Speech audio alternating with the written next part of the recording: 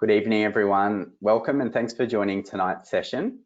So tonight's webinar is on managing burnout through mindfulness and compassion. So the purpose of the webinar is to introduce you to some methods of mindfulness and compassion that have been proven valuable for self-care and enhancing well-being. So my name is Charles Broadfoot. I'm one of the professional development officers with the PHN. I'd firstly like to acknowledge the First Peoples and traditional custodians of all the lands in which we are meeting tonight and pay my respects to elders past, present and emerging. So tonight's session is being recorded and the video recording will be available on our People Bank page by the end of the week.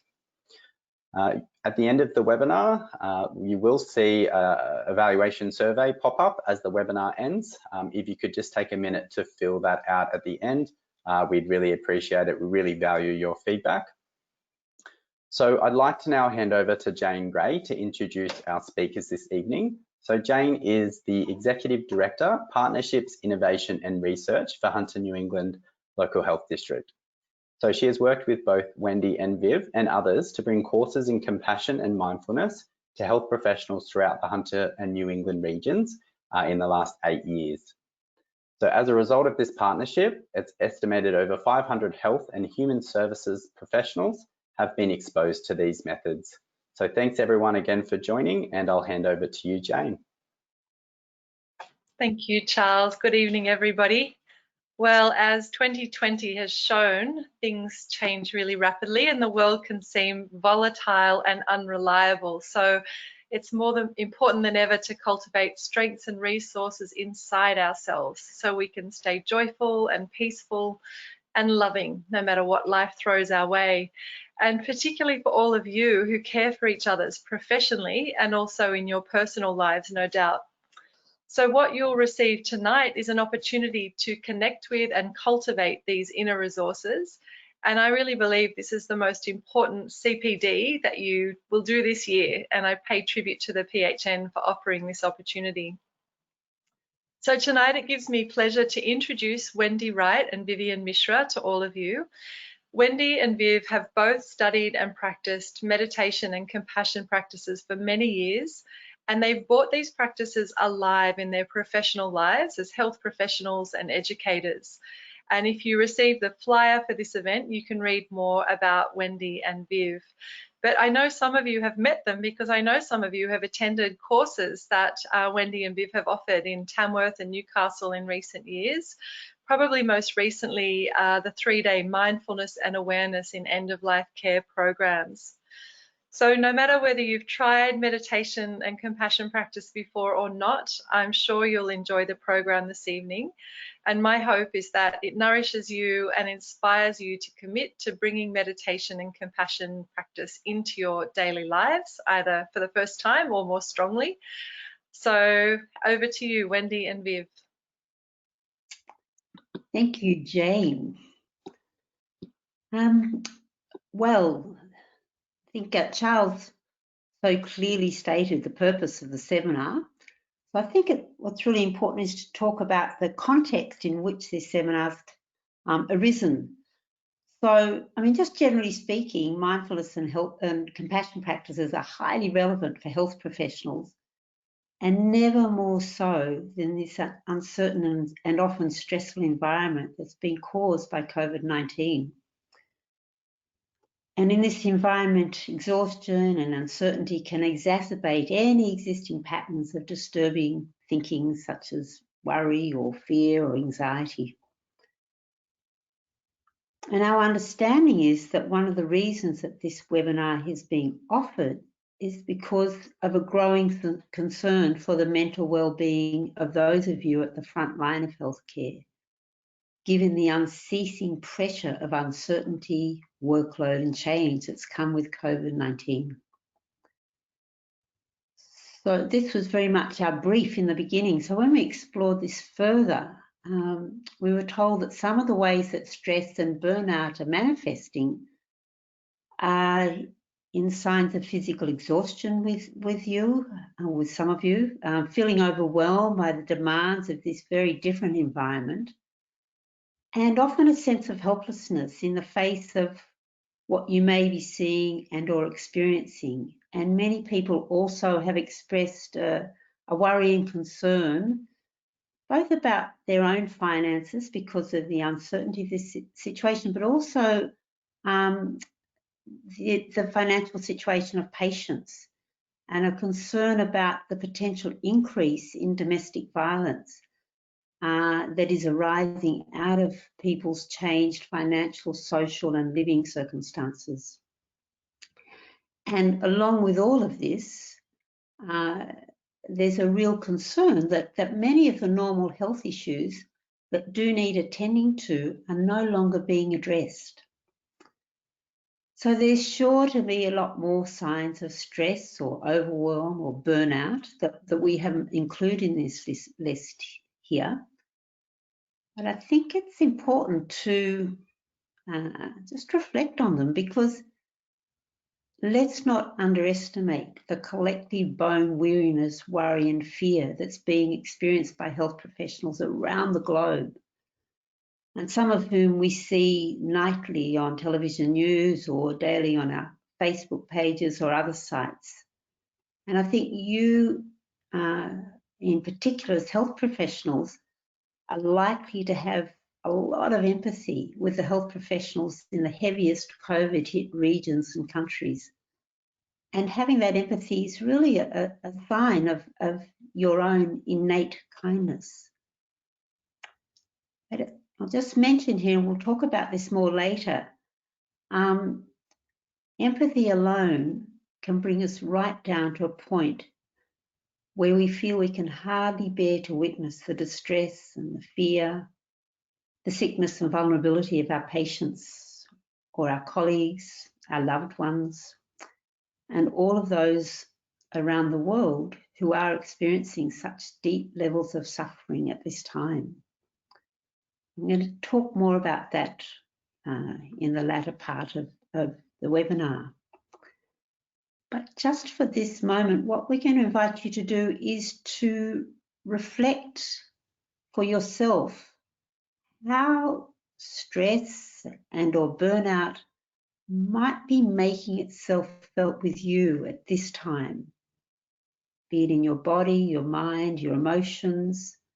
Perhaps it's in some of your behaviours. Just what are you noticing about yourself that might be indicative that you are experiencing stress working in this current environment? So just take a moment or two to think about that.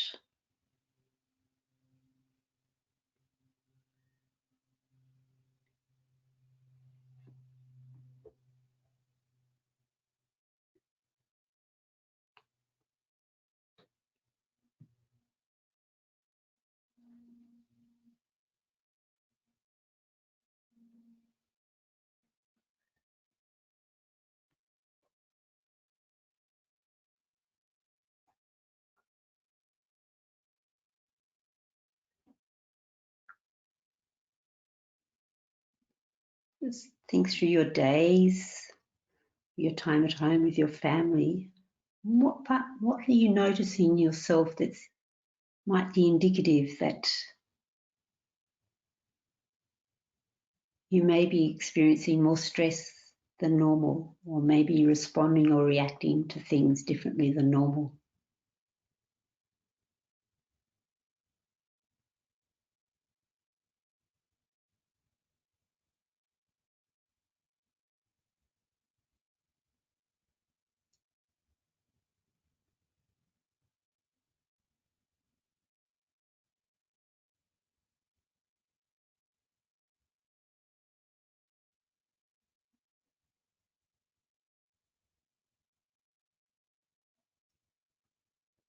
So just make a note to yourself of whatever has come up for you and hold it there lightly during the session to see if some of what we cover could be useful for you in addressing the particular issues that maybe came to mind. So during this webinar and our time together, we're going to explore what mindfulness and compassion mean, discuss some of the findings from scientific research into these methods, and through guided practices, give you a taste of some of the methods. So there'll be some presentation, they'll be interspersed with about 3 practices. So we're going to begin with a guided practice, and it's going to help us to really sort of truly arrive here at the webinar. Because some of you may have just rushed in from work, or not quite finished dinner, or not eaten dinner, being attended to family or pets. So this practice is a way of just helping us arrive, because mindfulness is about being present, about paying attention to this moment. And when we do this, it really brings spaciousness to how we are. You know, we become more aware of what we're experiencing and how we're experiencing it. And when that happens, we're much more available in the here and now, no matter what is going on. We become more in touch with ourselves, and when we're more in touch with ourselves, we're much more in touch with others. So let's do our first practice of mindfulness of the body. Just to begin, just settle into your chair or wherever it is that you're sitting. Maybe you're sitting on the bed or on the floor. And just sit upright, but in a relaxed way.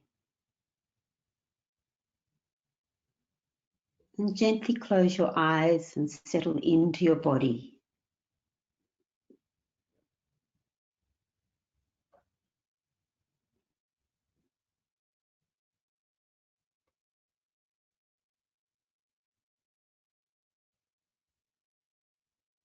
And be aware of your body, not sharply concentrating on it, but being loosely aware.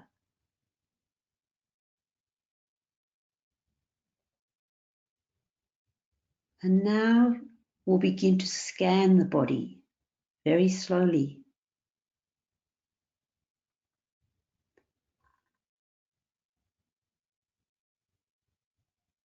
So firstly, bring awareness to your head, the top of your head, the sides of your head,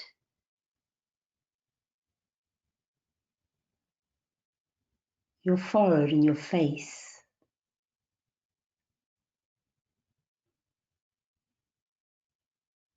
Including your eyes and mouth.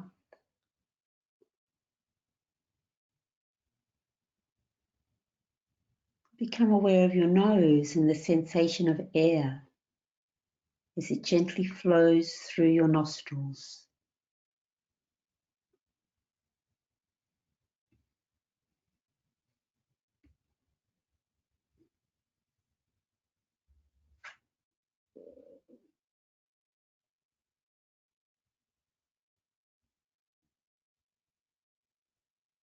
And now bring your attention and your awareness to your neck and your throat and the base of your skull.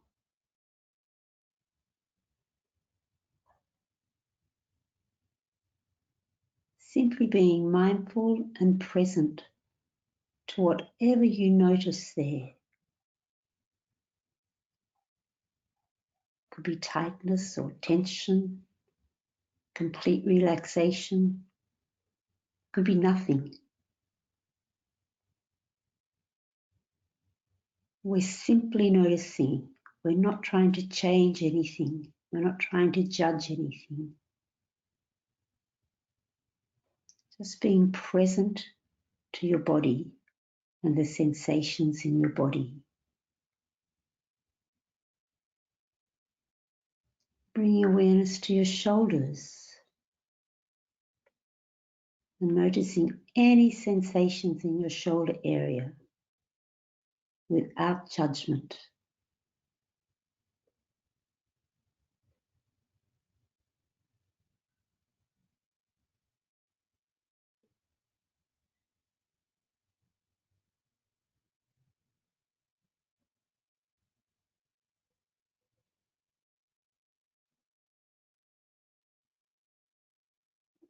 And now moving your awareness through your upper arms, down through your elbows, your forearms,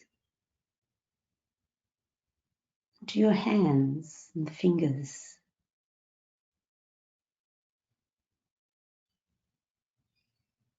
Just feel the temperature of the air on your skin.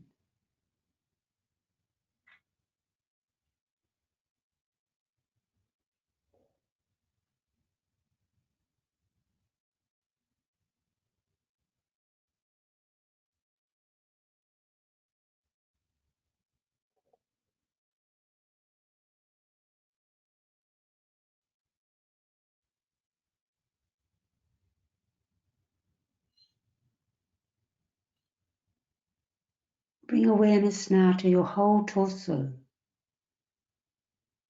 including your chest and lungs as they move with each inhalation and exhalation. It's breathing completely naturally.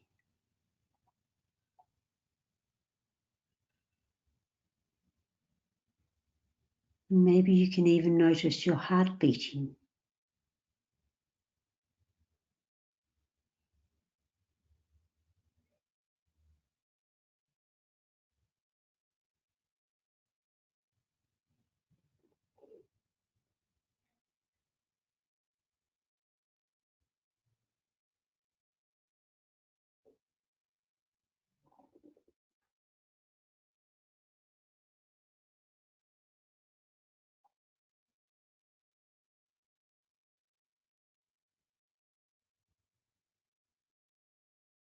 And now bring your awareness to your stomach and your abdomen,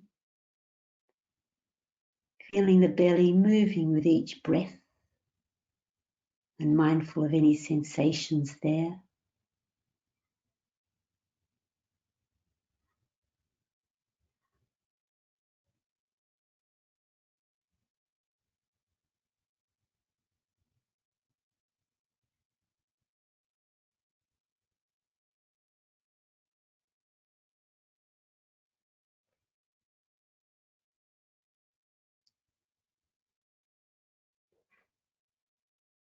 Now bring attention to your hips and your pelvis, being aware of your buttocks and the sensation of your body making contact with the chair or the floor or the bed.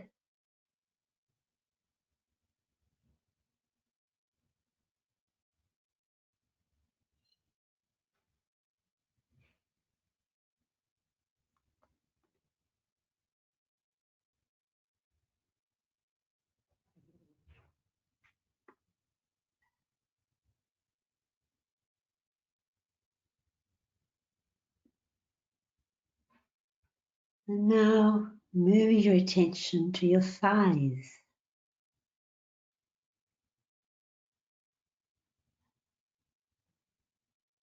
and your knees and your calves.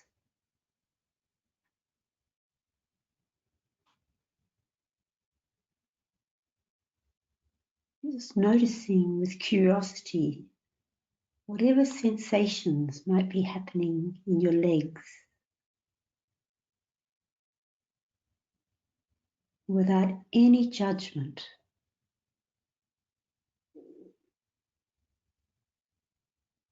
We're simply noticing, simply being aware.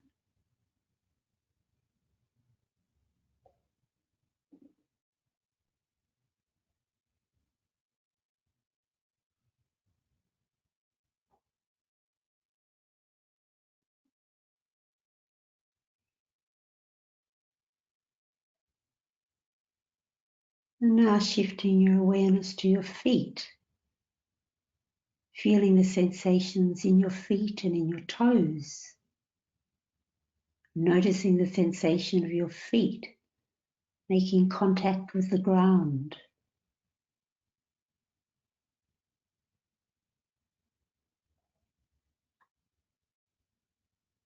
Feel how your weight is supported by your cushion or chair and how your feet connect with the floor.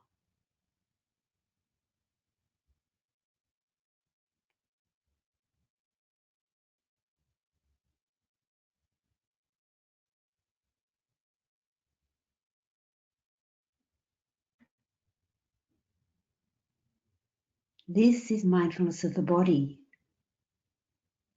It is simply being with your body, simply being mindful.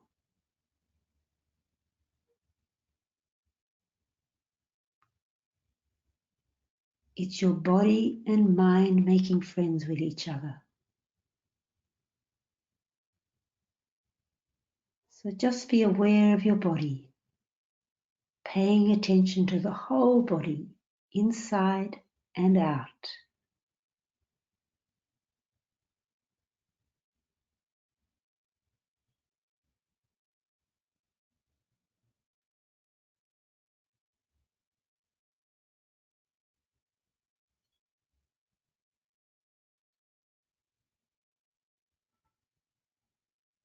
And now let go of the practice, and when you're ready, open your eyes and take a moment to sit and rest in awareness without any particular focus.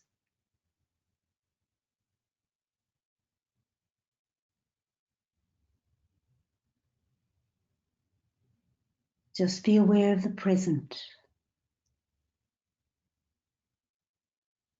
aware of your body, aware of the environment, aware of the space in the room around you, aware of whatever you hear or sense and see, any sensations.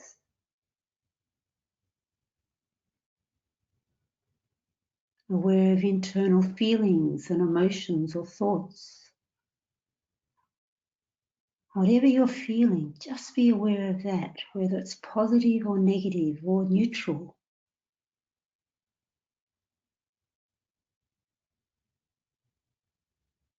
Allow whatever appears in your field of awareness to simply be there without judging, and relax and release your mind.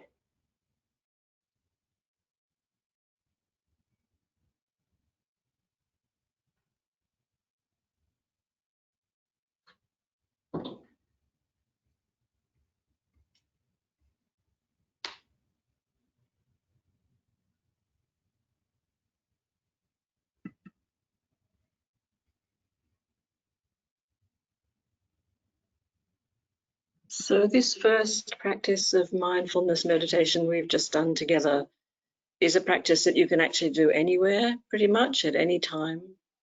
Simply bringing your awareness into the felt sense of your body sensations. And by doing this, it immediately brings you into the present moment. And through coming into the present moment, the here and now, it can actually begin to help calm our central nervous system and help the process of reducing stress and overwhelm. It actually opens the door to us beginning to develop a different relationship with our states of being or states of mind. So we can practice mindfulness of the body while walking, eating, engaging with a patient, sitting in a meeting. It's perfect to do it while you're waiting for something, waiting for a file to download, waiting for a phone call, just momentarily checking in with your body. It somehow brings a greater sense of ease and spaciousness simply by noticing how you are right now. And it also takes you down away from the busy, whirring brain. So meditation is often described as a process of coming to know our own minds. And when we do that, we actually have a greater choice in how we respond to what is happening, both internally and externally. And some of you, I'm sure, are already familiar with meditation, but just in case anybody isn't, I just wanted to make quite an important point that it is often mistakenly assumed that to be able to meditate, you have to be able to empty your mind completely until it is as calm and still as the proverbial mill pond. But that's actually pretty much impossible, and it's not how meditation works in a practical way, because our mind's function is to move and to be active.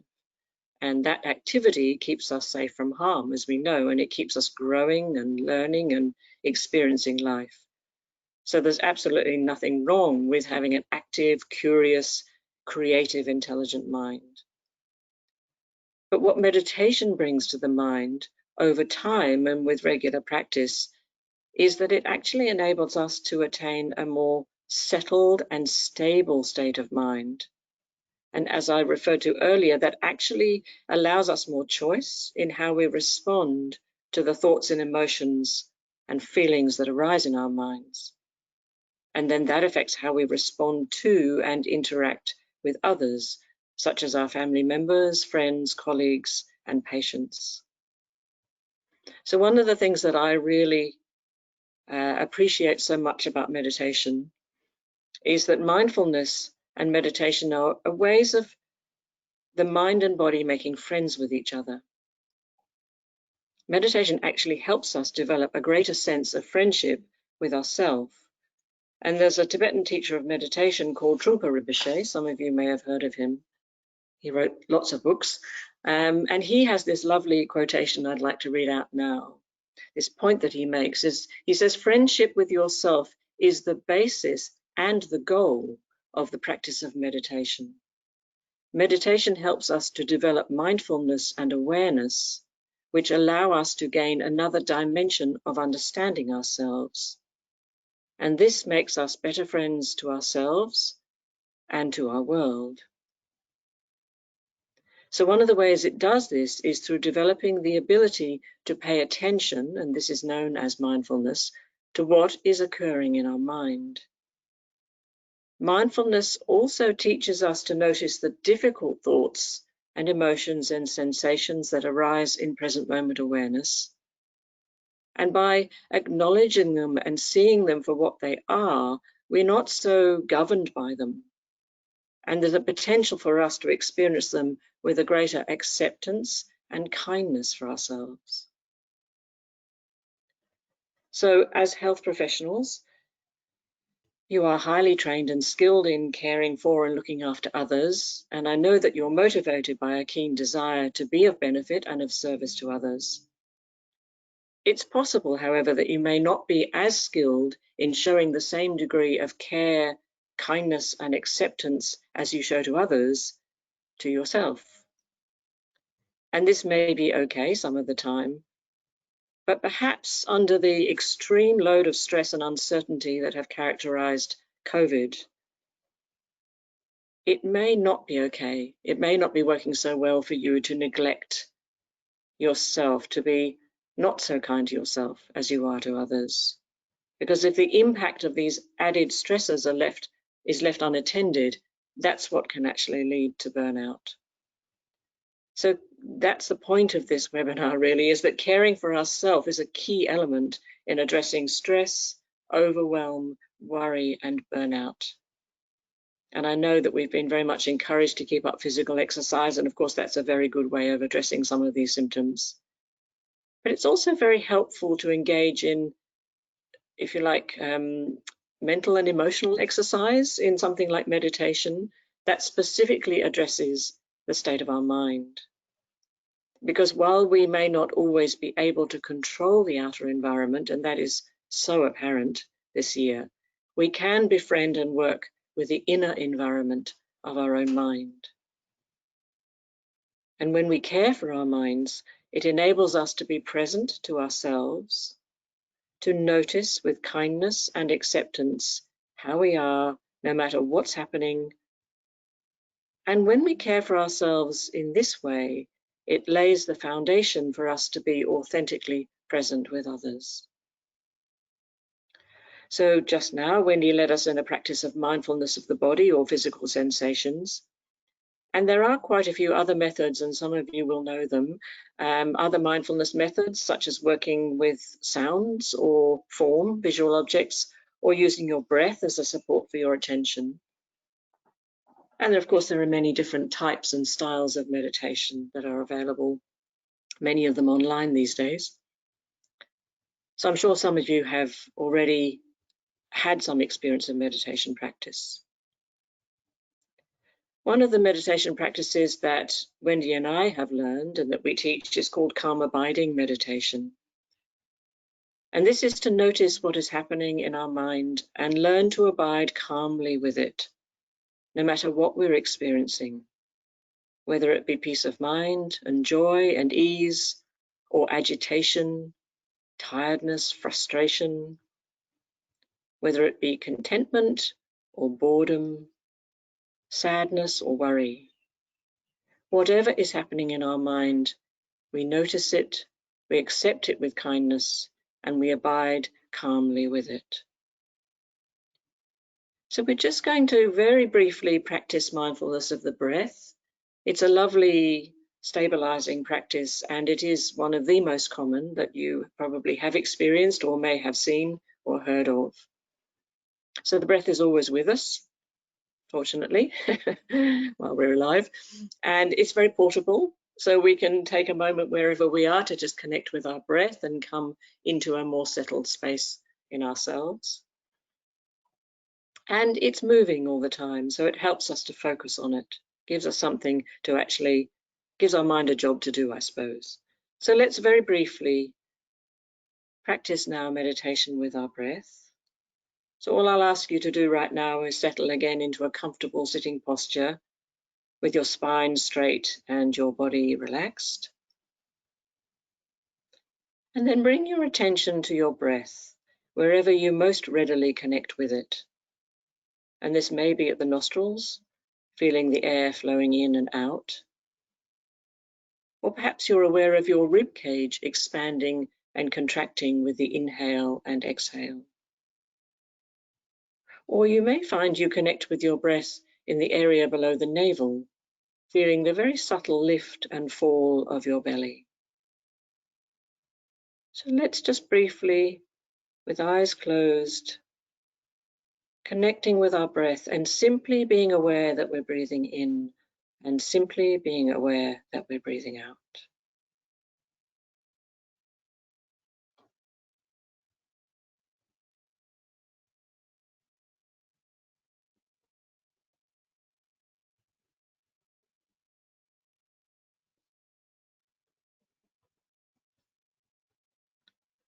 And you may find that your mind's already wandered off a bit. Don't let yourself be bothered by that. These distractions are very normal. Simply let go of the thought or storyline about the past or the future and come back quietly and gently to your next inhalation and exhalation.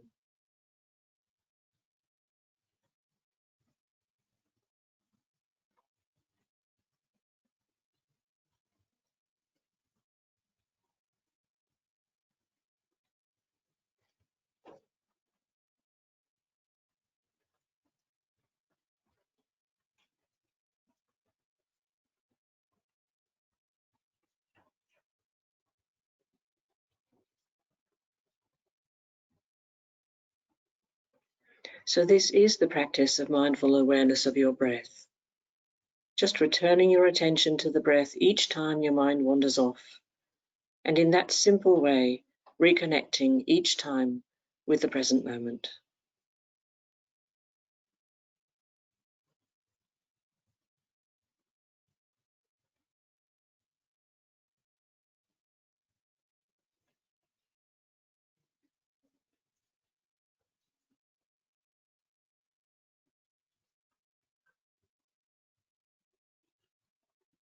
So now allow your attention on your breath just to release, open your eyes gently, come back to your room. Thank you.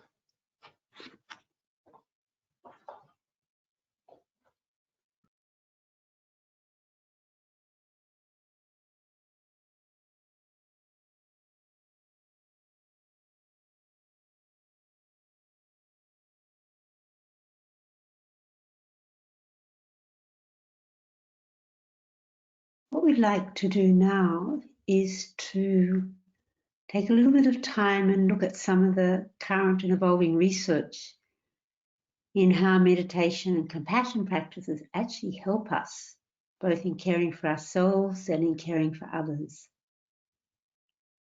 And in so doing, really potentially minimising the possibility of burnout. So as health professionals, science is actually your area of expertise. So rather than going to the details of a lot of the research, we're going to email you some of the resources after the webinar, and you can do your own research later if you want to follow up in this. It's incredibly interesting, actually, some of the findings from this research. But important to say that mindfulness and meditation and compassion practices have been the subject of different areas of scientific and psychological research for a number of years now. And there's a whole new field that's called Contemplative Neuroscience, which is primarily the study of how contemplative practices like meditation or compassion practices can affect the brain and the nervous system. It's incredibly fascinating. And so probably most of you know that research into the brain and the central nervous system has shown that the brain is dynamic and it's constantly changing in response to experience and in response to training. So everything, what this means is that everything that we do and think and feel has the potential to change the structure of our brain. And this is called neuroplasticity. So there are adaptive neuroplastic changes that can lead to a gain in function. And there are maladaptive neuroplastic changes that can lead to a decrease in function. And stress, which is one of the symptoms of burnout, or accumulated stress can lead to burnout, can be a strong stimulus for maladaptive changes in the brain. And it's very interesting because training in mindfulness, meditation and compassion practices have been shown to produce strong adaptive changes in brain function and our sense of emotional and mental and physical well-being, which is so important in the work that you do as a health professional, no matter what role you're in. And studies of long-term meditators indicate that basic human qualities such as altruism, the capacity for contentment, and the ability to concentrate on tasks can be deliberately cultivated through mental training. When we're talking about mental training, we're really talking around these practices of mindfulness and meditation. And researchers are finding that regular meditation practice, even for a short time each day, can positively change the way we think and respond to situations. And it does this by forming new neural pathways or connections. And it's been found that one of the biggest benefits of practicing meditation is the development of more positive thoughts and emotions that can help us deal with some of the more difficult thoughts and emotions, such as anxiety or anger or fear, dissatisfaction, agitation, even sadness. And the reason why it can help us is because of the neuroplastic quality of the brain. Because when you think about or you experience positive emotions, such as forgiveness or love or calmness, while you're meditating, new neural pathways, new neural connections associated with positive feelings are formed. And then as you continue to practice meditation and repeatedly engage with those positive emotions, you're reinforcing the pathways. And this is making it easier to return to those emotions, even when you're not meditating. So there's a real bonus in these methods. And there's a neuropsychologist, a meditation teacher, and an author called Rick Hanson, and he's written a lot actually around this. He notes that studies which have shown that regular meditation practice promotes mindfulness, which is sustained observing awareness, and the benefits of which include decreased stress-related cortisol. Other benefits are decreased insomnia, premenstrual syndromes, asthma, general emotional distress, anxiety, panic. So these tests are showing that there's actually a decrease in all these symptoms or factors or illnesses, some of them. And the tests also show that there's an increase in our immune system and control of blood sugar in type 2 diabetes, and much greater detachment from reactions, a much greater self-understanding, and just an increased state of general well-being. So this is what a lot of the research is showing. But I want to talk really briefly about some of the research into compassion. I'm not going to go into details of this, but we will send you links because it's really fascinating.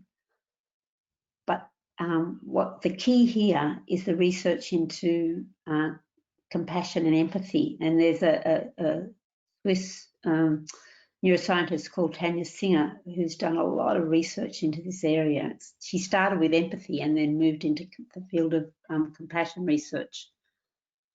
And what the research in this field is showing now is it confirms actually what many clinicians and maybe you experience, is that witnessing suffering of others is itself a true experience of suffering. Because similar areas of the brain are activated both in the person who is in distress and in the observer who is witnessing what is happening. So it's a vicarious experience of pain because we know it's the other person's suffering, it's the other person's distress and pain, but we're actually feeling it, because we're empathically experiencing and relating to the other, to the pain of the other. So it's not surprising then that so many people working in health experience what is so often called compassion fatigue. And it really raises the question, actually, to safeguard our own well-being and to be more effective as caregivers and clinicians, are we better off distancing ourselves from the pain and the suffering of our patients as a way of protecting ourselves, as a way of being able to sustain ourselves? What's really interesting actually is that research with physicians who care for the terminally ill has shown that those who have a strong emotional connection with their patients actually have a lower risk of burnout. So clearly, self-protection and distancing ourselves is not the answer. So then we have to come back to this question: does empathy equal compassion? And empathy is the seed of compassion, but it's not the same as compassion. And it's really crucial to distinguish between the two. And then, is it compassion fatigue that is said to be a significant contributor to burnout? Or is it empathy fatigue, the fatigue that comes from constantly feeling the distress of others?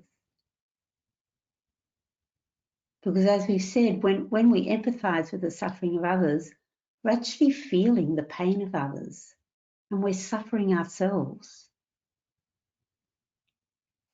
And empathy is a really important component of compassion. It's really important that we have this ability to feel with the other, to resonate with the other. But empathy is not compassion. Because in contrast, if we feel compassion for someone's suffering, according to the research,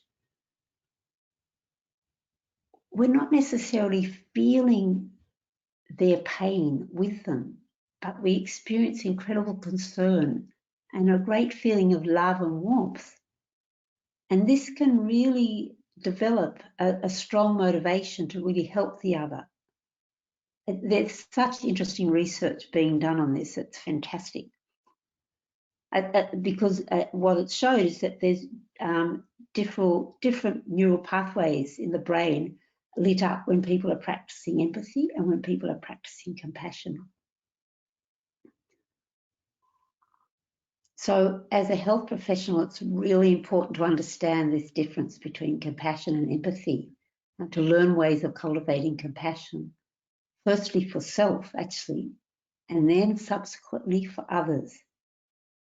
Because if we're caught in empathy alone, it can lead to us feeling distressed and fatigued and just burnt out because we become overwhelmed with the intensity of feeling the pain and the suffering of others.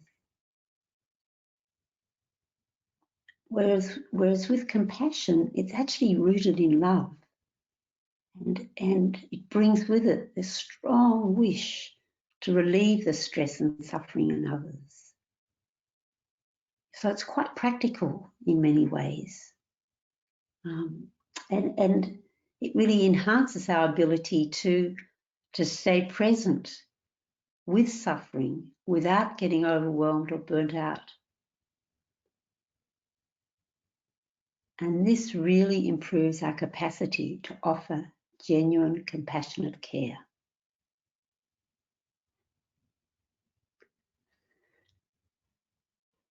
So what does it mean to be compassionate?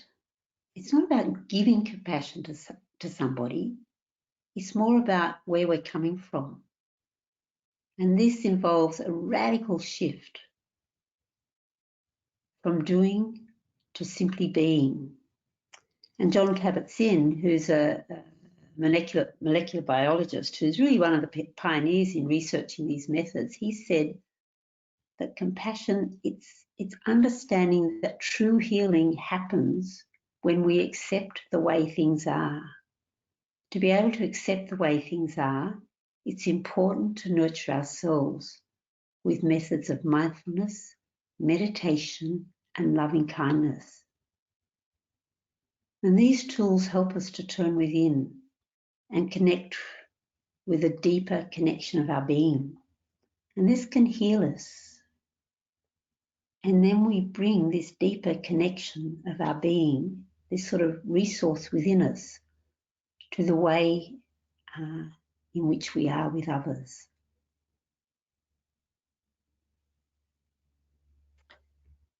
So building on the introduction to the research that Wendy's just given us, we're going to do a brief guided loving kindness practice now, because one of the methods of developing our skills of compassion is this practice of loving kindness, which goes back to the time of the Buddha. And in the Buddhist tradition, it's said that the waters of compassion flow through the canals of loving kindness. So the basis of this practice is that at the core of all of us, there is this capacity for unconditional love and compassion. So the practice of loving kindness has many stages, but our purpose for this webinar is to introduce you to methods that can be valuable to you in caring for yourself and enhancing your well-being in the face of stress and burnout. So we're just going to do a brief loving kindness practice now for you, for yourself. But there are different stages, and the traditional practice extends out to others gradually until it encompasses the whole world. So maybe just lightly close your eyes again and come in contact with your natural breath, your breathing. Allow yourself to settle, to be open and at ease.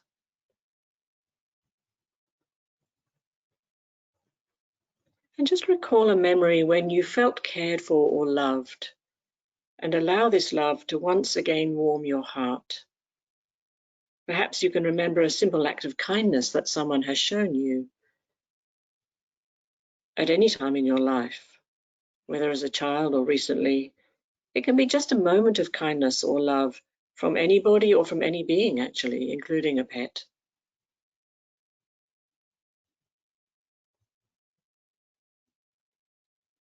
Imagine this kindness or this love is being extended to you again, right now.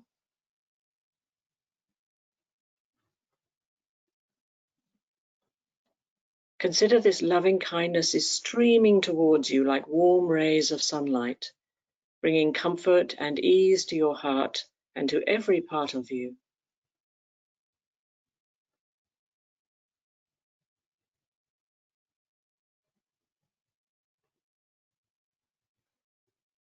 And open yourself to receiving this loving kindness, and perhaps with the traditional phrases, which we say silently to ourselves: may I be happy, may I be well, may I live with ease.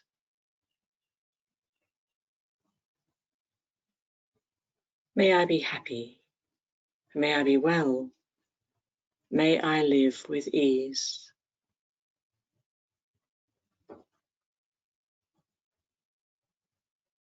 These warm rays of sunlight, of loving kindness, of love streaming into you, filling your whole being. May I be happy, may I be well, may I live with ease. And consider that as this radiant loving kindness flows into you, it dispels any difficult or uneasy feelings, such as anger, fear, worry, or unworthiness. May I be happy, may I be well, may I live with ease.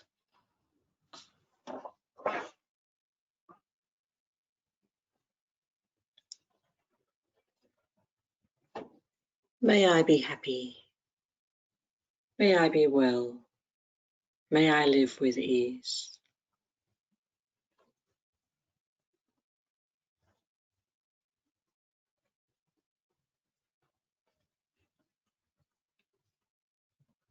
And imagine that as this genuine loving kindness fills you, it also heals any old grief or wounds in your heart and reveals the pure loving kindness that is fundamental to who you are.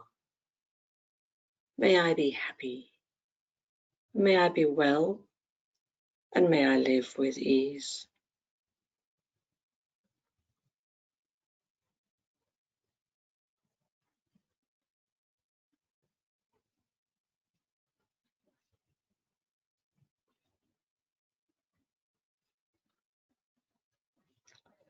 Reflect on a time when you felt happy or really open and at ease, and see if you can re-enter this experience. Or alternatively, imagine how you would feel if you were truly happy and well. May I be happy, may I be well, may I live with ease.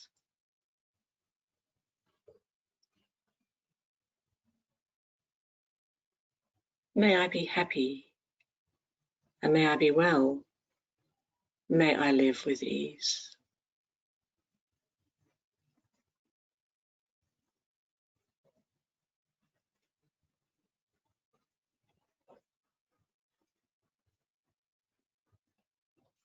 And then slowly allow the phrases to fade away.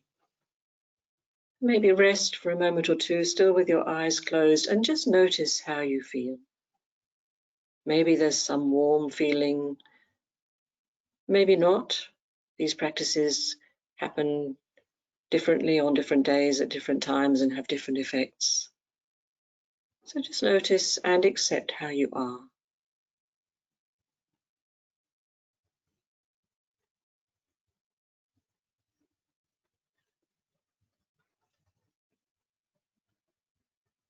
And then when you're ready, you can just slowly open your eyes, feel the environment around you,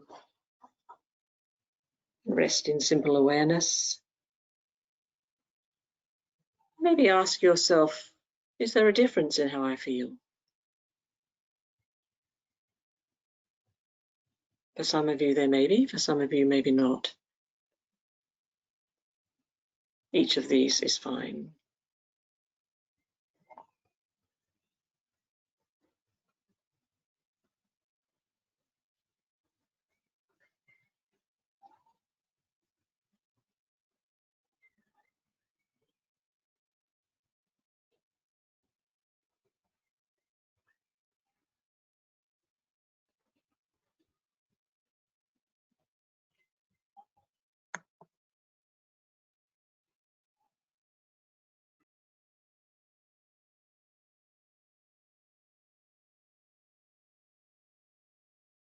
So we're drawing to the close of this webinar.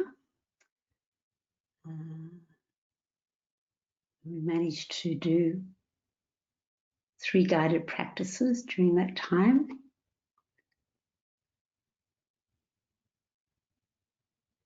So just as a way of closing, we invite you at this point to recall those signs of stress and or burnout that you identified at the beginning of the session. Just reflect for a moment, is there any way that I might be able to apply one or more of the practices that we've done this evening to maintain my sense of well-being? And if so, how might I begin to do that?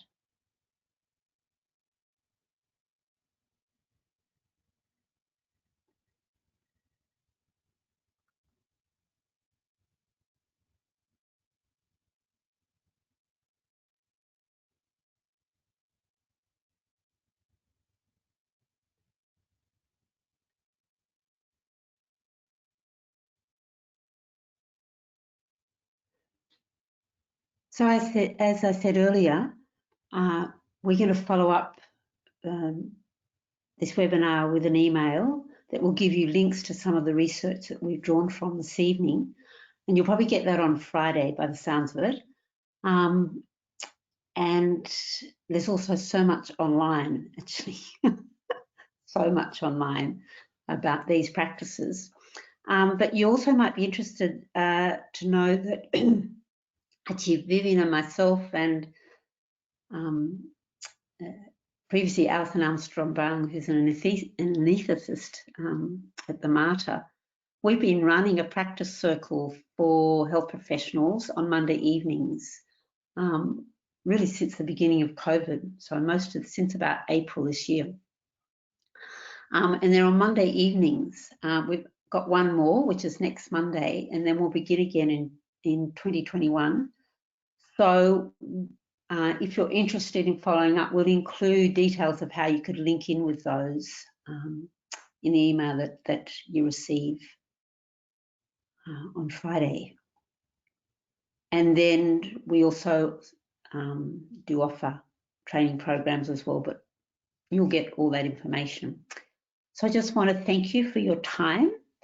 And we just like to finish the evening with a quote from the Dalai Lama, who says that in the practice of healing, a kind heart is as valuable as medical training because it is the source of happiness for both oneself and for others.